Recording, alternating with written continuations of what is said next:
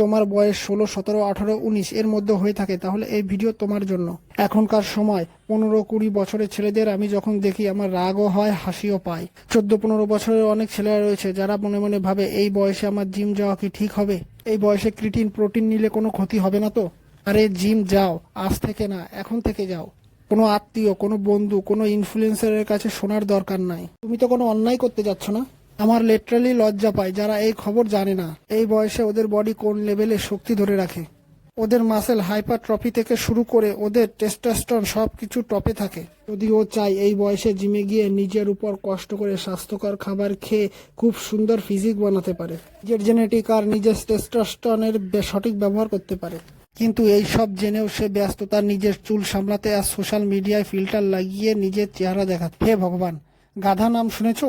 গাধা নাম এদের জন্যই বানানো। এদেরকে গাধা বলা গাধারও অসম্মানের। ভাই, ওয়ার্কআউট করো, স্বাস্থ্যকর খাবার খাও আর নিজের বডিকে টপে নিয়ে যাও। ভিডিও দেখে নিজের টাইম নষ্ট করো না, জিমে গিয়ে নষ্ট করো।